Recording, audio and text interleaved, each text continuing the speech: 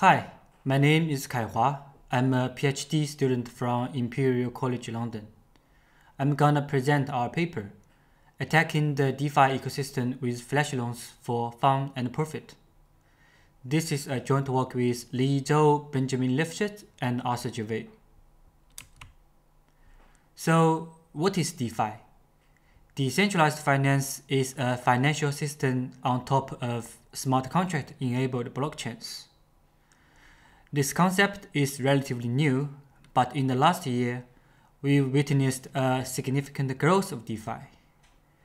As we can see, according to DeFiPoser.com, the total value locked in DeFi has reached $40 billion in February 2021. Here I also listed some DeFi platforms in Ethereum ecosystem. It appears that some platforms are quite similar to those in the traditional financial system, like exchanges and lending platforms. But there are actually many of these platforms are more or less different because of the fundamental properties of the underlying blockchain, which I will present later in my talk. Now, before I go into the details of how you can attack the DeFi ecosystem with flash loans, I will first lay out the required background, specifically the working mechanisms of the relevant DeFi platforms in this work. The first one is automated market maker. AMM is essentially a liquidity pool that contains assets supplied by the so-called liquidity providers. In an AMM, instead of matching orders among buyers and sellers, liquidity takers trade against the pool at the price determined by mathematical formulas. One of the most popular AMM formula is the constant product rule. In a constant product AMM, there is a pair of tokens. The rule is actually quite simple, so no matter which direction you trade, the product of the splice of the tokens keeps unchanged. Here I provide a toy example where I assume that there is a constant product pool supplied with 2 Bitcoin and 5 Ether initially. Apparently, the product of the splice now is 10. So now I'd like to trade my 5 Ether for some Bitcoin.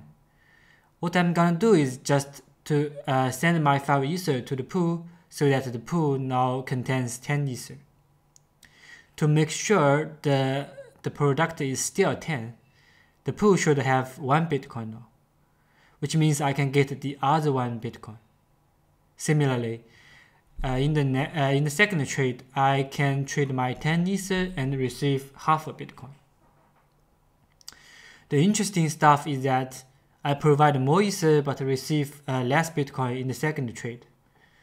This is the so-called slippage, that the more you buy, the worse the price. It's worth noting that there might be multiple markets of the same assets in DeFi that may have different prices. Then arbitrage can happen. Basically, in an arbitrage, the arbitrageurs buy low and sell high to profit, and hence the price of the different markets can be balanced again. The next one is over-collateralized lending. In such a lending system, a borrower needs to deposit asset Y and as collateral and borrows asset X. Over-collateralization means that it requires that the value of the collateral is greater than the value of the debt. Otherwise, other DeFi participants are allowed to repay the borrower's debt. In return, the participant can profit by purchasing the borrower's collateral at a discounted price. We call this process liquidation, which is designed to secure lenders' assets. So far, over-collateralization lending is one of the most significant DeFi use cases. I'd like to emphasize that to measure the value of different tokens, most lending platforms rely on price oracles, which are essentially smart contracts that store the price of assets and are updated periodically. Some lending platforms use AMM as their price oracles, which is sometimes not secure. We will see that in a bit. Besides over-collateralized lending, there is another type of lending in DeFi which is called flash loan. Before we introduce what is flash loan, I'd like first describe one of the unique properties of blockchain transaction, that is atomicity. We know that a blockchain can be more complicated than a single money transfer. Smart contracts allow you to bundle several actions into one transaction. Here, an action can be a single transfer or more complicated stuff like calling into another contract. Like here we have a transaction TX with action 1, 2, 3 bundled together. Now, when executing TX, what would happen if action 1 and 2 succeed but action 3 fails? Ethereum gives you the option to revert, which means you can revert the whole transaction on the specified condition. Here we can program to revert TX if action 3 cannot be executed. So the blockchain state will go back to the point before executing TX. Even action 1 and 2 can be executed successfully. This is how a flash loan can work.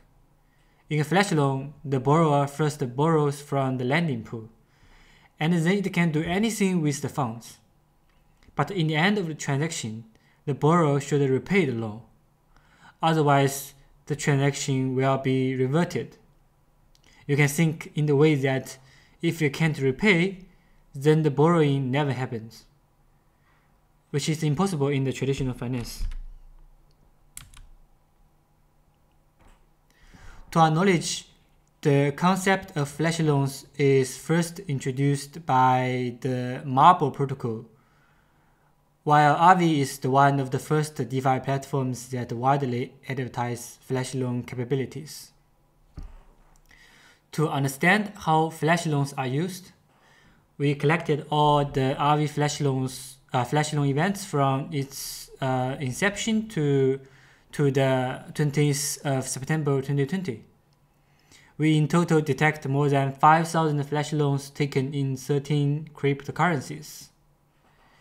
They accumulate to more than $400 million in value. We also find the most popular flash loan tokens are DAI, Ether, and USDC. We inspect the use cases of flash loans by checking the invoked smart contracts in the flash loan transactions. We find that arbitrage and liquidation are the dominating use cases. Okay, so now next I'm gonna discuss two attacks happened in February 2020. The attackers realized impressive profits from these two attacks. Both of the attacks are related to a DeFi platform called BZX, which is a lending and margin trading platform. The first one, BZX Attack 1, we call it Pump Attack and Arbitrage, which happened on the 15th of February 2020. The attacker realized a profit of $350,000 in this attack. The basic idea is that the attacker pumps the wrapped Bitcoin price with some borrowed Ether from a BZX margin trade, and then profits by dumping the wrapped Bitcoin borrowed from Compound, which is an over-collateralized lending platform.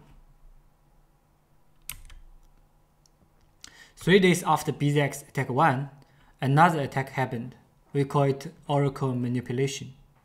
This time, the adversary profited more than $500,000. the adversary made this attack by manipulating the price oracles. So now I will go into the step-by-step details of the second attack as an example. For those who are interested in the details of attack 1, you can check out our paper. In the slides, I will record the balance of the adversary in the red box in every step to make it easier to understand. So in the beginning, it's an empty box. I will also show the state transitions of the related DeFi platforms. So in the first step, the attacker borrows 7,500 Ether in a flash loan from BZX. So now the adversary has 7,500 Ether as shown in the red box. In step 2, the adversary exchanges 540 Ether for 92,000 SUSD on Uniswap, which is a constant product AMM. The exchange rate of this trade is about 171 SUSD per Ether. From the state transition of Uniswap, you will find that this is a relatively large trade because before the trade, the Uniswap pool has less than 900 Ether, but the adversary inputs 540 Ether in one exchange. The consequence of this trade is that the price of Ether now in this Uniswap pool becomes 106 SUSD per Ether. I will explain later why the price is so important. Okay, so next in step 3, the adversary trades 360 Ether for about 63,000 SUSD in Kyber Reserve. Kyber Reserve is another AMM, but it doesn't follow the constant product rule. I won't explain the detailed formulas of Kyber Reserve in this talk, but what you need to understand is that, again, this is a large trade for Kyber Reserve that changes the price a lot. You can check out the formula details in our paper. The exchange rate of this trade is 176 SUSD per Ether. So after the trade in step 3, the Ether price in Kyber Reserve becomes 108 SUSD per Ether. Okay, so in step 4, the adversary performs the third trade. This time, the trade happens in synthetics, which allows you to trade Ether to SUSD at a fixed price. Which means that there's no slippage in this trade. Here, the exchange rate is 268 SUSD per Ether. So till now, the adversary performs 3 trades. All of the 3 trades are selling Ether and buying SUSD. But apparently, the price of the last trade is much better than the 2 trades in step 2 and 3. Then what's the reason of the adversary to perform the previous 2 trades? The answer is in step 5, where the adversary collateralizes its 10 million SUSD from the previous 3 trades to borrow some Ether from BZX. Note that this is over-collateralized borrowing, which means that the value of the collateral should be greater than the value of the debt, which sounds like the adversary doesn't profit from it. But the key is, BZX relies on Uniswap and Kyber as its price oracle. Recall that in step 2 and 3, the adversary performs 2 relatively large trades in Uniswap and Kyber Reserve. The price of Ether in these 2 exchanges are now quite low, This means BZX now believes that the Ether is quite cheap, hence it can lend much more Ether to the adversary than what it should be, even it's over-collateralized lending. So now after the borrowing, the adversary now has nearly 10,000 Ether. So next in step 6, after repaying the 7,500 Ether flash loan, the adversary has more than 2,000 Ether left as the profit.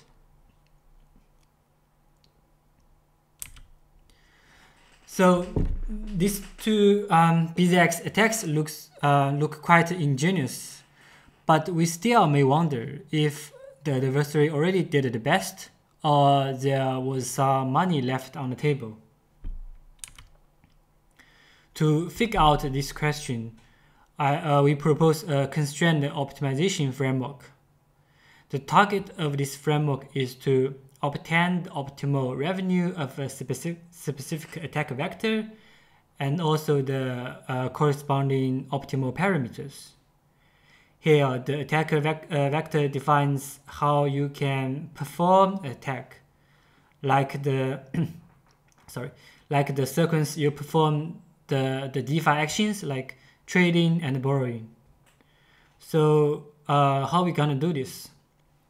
We first formulate all the DeFi actions into mathematical models. Here I put an example of constant product AMM. Given the current supplies of AMM pool and the input amount of the asset you want to trade in, following the formula I gave, you can easily calculate the output asset you are expected to receive. Note that here I ignore the trade fees inside this AMM pool. So with these formulas, we can construct an attack vector into a constrained optimization problem. So the objective function is the outcome profit of this attack. Then we fetch the on-chain state that the attack is expected to be executed on. Normally, it's the state of the previous block. Here I present the attack vector of the Oracle manipulation attack, but I replace the concrete numbers with the parameter symbols. The parameter of this attack is the amount of Ether traded in step 2, 3, and 4. Which are now expressed in P1, P2, and P3. And the output SUSD can be expressed as 3 functions of P1 and P2 and P3 respectively. According to the mathematical model we formulate, so in this way we can finally express the outcome profit as a function of P1, P2, and P3 with some constraints, like the sum of P1, P2, P3 cannot exceed the amount of flash loan. Notice that here, for simplicity, I ignore the formula details and some of the constraints are missing. If you're interested, you can check out our paper where the details are listed. We evaluate our framework on these two BZX attacks. We utilize SLSQP library from SunPy, which is based on Python, to solve this optimization problem. Our machine has 16 CPU cores with 32 GB RAM.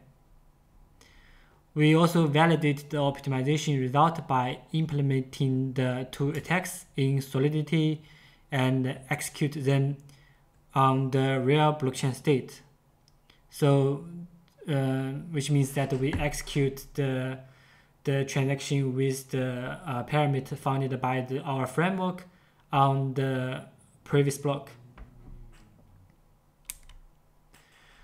The results show that the adversary didn't perform optimal attacks. The profit of BZX attack can be boosted. Attack 1 can be boosted from $350,000 US to more than $800 US. And the second attack could have made more than $1 million US. We also find our methodology is quite efficient, that both of the optimization took less than 15 milliseconds. So in the paper, we also have some discussions like whether the flash loan is malicious or not, and how to mitigate such flash loan attacks. Please feel free to check out our paper. That's it, my presentation. Thank you for listening.